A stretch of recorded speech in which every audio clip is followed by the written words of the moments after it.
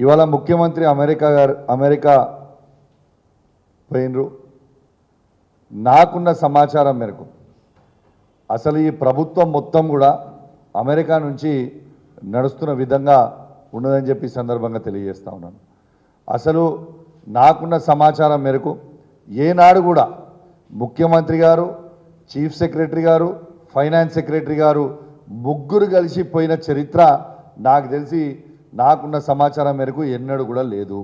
అసలు ఈ గవర్నమెంట్ ఉన్నదా లేదా, ఇలా బాధ్యతగా ఇదేమన్నా అయితే గిట్లా ఇప్పుడు గురుకులం గురించి చెప్పారు, దీనికి ఫైనాన్షియల్ అసిస్టెన్స్ ఇవ్వాలి. ఎవరు ఇవ్వాలి? ఫైనాన్స్ సెక్రటరీ గారు ఇవ్వాలి. ఎక్కడున్నారు ఫైనాన్స్ సెక్రటరీ గారు? అమెరికాలో ఉన్నారు. ఫ్లైట్లో పోయినరు. ఇలా జుమ్మని తీసుకొని పోయి మంచిగా ఇట్లా ఎగురుకుంటా జుమ్మని పోయి మన ముఖ్యమంత్రి గారు, చీఫ్ సెక్రటరీ గారు, ఫైనాన్స్ సెక్రటరీ గారు పోయి అమెరికాలో ఉన్నారు. నేను ఒక్కటే అడుగుతున్నా ఈ ముఖ్యమంత్రి గారిని, మీరేమన్నా అమెరికా ప్రెసిడెంట్ కాంటెస్ట్ చేద్దామని ఆలోచనలో ఉన్నారా అని అడుగుతా ఉన్నాను రేవంత్ రెడ్డి గారిని. అసలు ఇక్కడ ప్రజలందరూ ఇబ్బంది పడుతూ ఉంటే ఎంజిఎం హాస్పిటల్లో నిన్న కుక్కలు గరిచి ఒక చిన్నారి పుట్టిన అబ్బాయిని చంపేసినాయని వస్తూ ఉంటే ఒక్కరు కూడా స్పందించరే. అసలు ఈ ముఖ్యమంత్రి గారిని ఇంకో ప్రశ్న నేను అడగాలన్నా అనుకుంటున్నాను. తను ఏమన్నాడు? తను పిసిసి ప్రెసిడెంట్గా ఉన్నప్పుడు ఎన్ఆర్ఐలని ఏమన్నాడు? నాన్ రిలయబుల్ ఇండియన్స్ అన్నాడు. మరి అదే ఎన్ఆర్ఐల దగ్గరికి ఎలా పోయినావు కదా నువ్వు? మరి వాళ్ళు నాన్ రిలయబుల్ ఇండియన్సేనా? మరి మీరు నాన్ రిలయబుల్ ఇండియన్స్ దగ్గరికి పోయినప్పుడు నాకు కొందరు అమెరికా నుంచి నా ఉన్న ఫ్రెండ్స్ కానీ నా కజిన్స్ కానీ ఫోన్ చేస్తూ ఉన్నారు. మరి మమ్మల్ని ఈయన నాన్ రిలయబుల్ ఇండియన్స్ అని ఆనాడు అని ఇవాళ మా దగ్గరికే వస్తున్నాడు కదా. మరి ఈ రేవంత్ రెడ్డి గారైన నాన్ రిలయబుల్ ఇండియన్ని మేమెట్లా నమ్మి పెట్టుబడులు పెట్టాలి అని ఇవాళ అమెరికాలో ఇదొక పెద్ద చర్చ అయిపోయిందని చెప్పి సందర్భంగా తెలియజేస్తూ ఉన్నాను.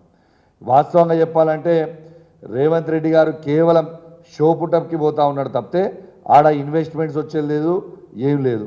మొన్న గోడీ వచ్చింది, 8,000 కోట్లు తెచ్చిన డావోస్ నుంచి చెప్పిండు. ఇలా గోడీ లేదు, బోడీ లేదు. ఈయన అన్ని బోడీ మాటలు పెట్టుడు, బోడీ మాటలు చెప్పుడు తప్పితే ఆడ గోడీకి ఉన్న ఇన్వెస్ట్మెంటే వాళ్ళకి టర్న్ ఓవరే లేదు. 8,000 కోట్ల రూపాయల ఇన్వెస్ట్మెంట్ వచ్చిందని చెప్పిండు. ఇది స్వయంగా మా మాజీ మంత్రివర్యులు కేటీఆర్ గారే చెప్పారు అసెంబ్లీలో. అసలు గోడీ అనే దానికి టర్న్ ఓవరే లేదు, 8,000 కోట్ల ఇన్వెస్ట్మెంట్ వచ్చిందని ఎట్లా వచ్చిందని చెప్పండి అని చెప్పిండు. అంటే రేవంత్ రెడ్డి గారు చేసే పనులేంది? గోడీ వచ్చిందని చెప్పుడు, ఆ అన్ని బోడీ మాటలు చెప్పుడు. నంబర్ 1. నంబర్ 2, రెండోది ఇవాళ ఏం చేసిండు?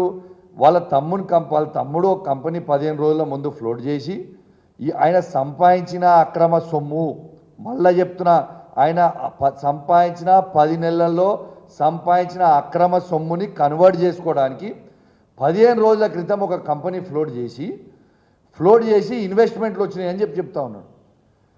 ఇవాళ కావాలంటే ఆ బర్రె నీడనే కొనుక్కోవచ్చు. ఆ బర్రె ఎక్కడైతే 5 లీటర్ల పాలు ఇస్తుంది ఆ బర్రె నీడనే కొనుక్కోవచ్చు. ఆ బర్రె అమెరికా బర్రె అని చెప్పి ఇది 50 లీటర్ల పాలు ఇస్తుంది రాబాయ్ అని చెప్పి అమ్ముతా ఉన్నాడు. అంటే ఎవరిని పిచ్చోళ్ళని చేస్తున్నావు? ఎన్ని రోజులు పిచ్చోళ్ళని చేస్తావు? ఇది ఏం పద్ధతి అని నేను ఈ ముఖ్యమంత్రి గారు నేను అడుగుతా ఉన్నాను.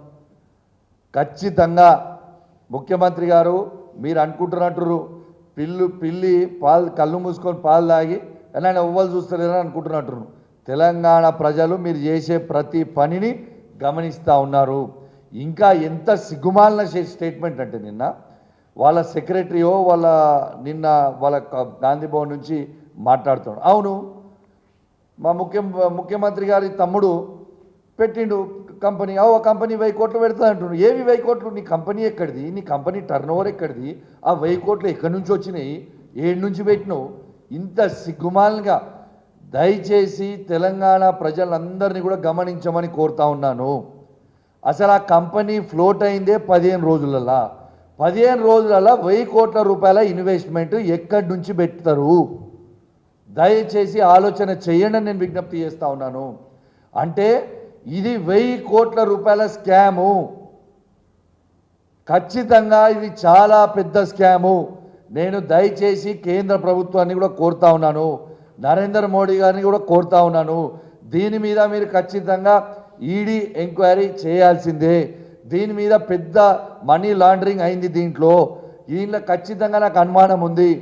ఎందుకంటే మీరు ఆలోచన చేయండి, 15 రోజులల్లా కంపెనీ ఫ్లోట్ చేసి 15 రోజులల్లా 1000 కోట్ల రూపాయల ఇన్వెస్ట్మెంట్ చేసినామని అంటే ఇది స్కామా కాదా ఒక్కసారి మీరు ఆలోచన చేయండి. మరి ఈ 15 రోజులలో 1000 కోట్ల ఇన్వెస్ట్మెంట్ చేసే అన్ని పైసలు వస్తే అది ఏం మంత్రం ఉన్నదో నాకు చెప్తావా కొంచెం?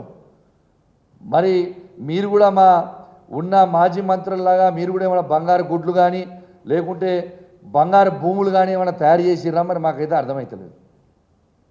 ఖచ్చితంగా దీని మీద ఎంక్వైరీ జరగాలి. This is a very very serious issue. This is a serious concern for the state of Telangana.